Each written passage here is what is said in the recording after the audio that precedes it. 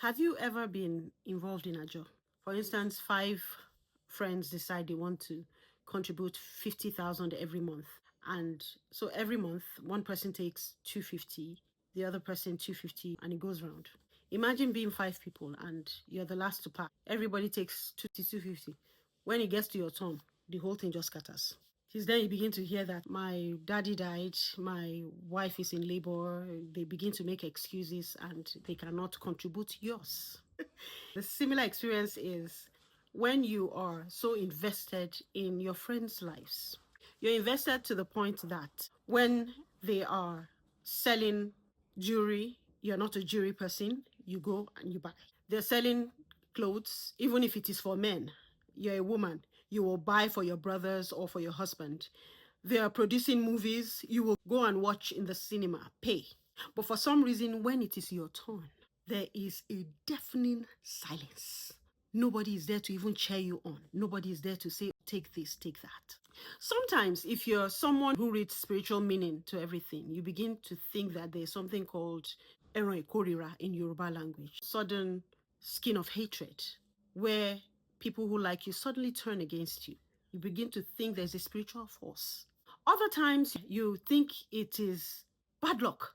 What is going on? Why is it that when I support people so much, nothing good happens to me through these people? I went through a similar experience for years. I'm somebody who likes to carry people along.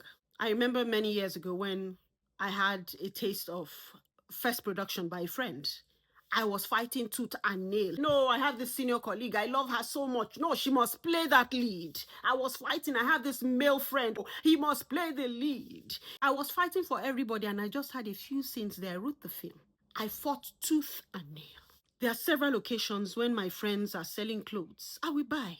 When my friends are producing movie, I will come, contribute my acting, free of charge if possible. I did that in Abuja many, many years ago. And when I started production, it was as if I didn't know anybody in the industry. Suddenly, once I reach out to this person, it's either they are saying, no, it is this price. I'm like, price, Bawo? Is there not a way we have been discussing this thing? When I reach out for this person, I need your equipment. You'll be hearing equipment. No, if it is this price, I'm like, but you still gave somebody for a lesser price. What is going on? For people who know me very well, I do not hold grudges for a long time. No, because I come from a lineage of Christians. And so that mentality of not holding yourself back with grudges has always been in me. And so that's the way I've been able to maneuver so many situations. And because of that, I've had good things happen to me on numerous occasions. Why am I saying this? I'm saying this to let somebody understand something. Most times we hear the word give and take. Give and take doesn't necessarily mean that the person you gave is whom you will take from. Sometimes you give with your left hand and then you receive with your right hand. What does that mean?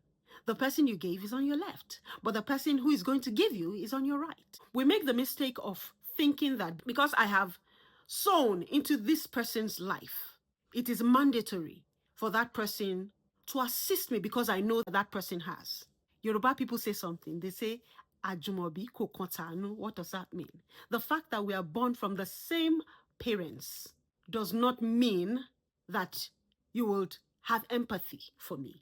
So your sibling can be Donald Trump. And when it is time for ICE to do their work, he will even use you as a scapegoat. So what I'm saying in essence is, whatever help we're rendering to people, don't expect those people to be able to render such help to you when you need them. In fact, take your mind off it. When you need help, look up to God. Look up to God. That's the only way that I've been able to benefit from so many good things that I know that I have done. Strangers have been a source of blessing to me, and they are still blessing me till this day. And it is only God that can do that. I just thought to share.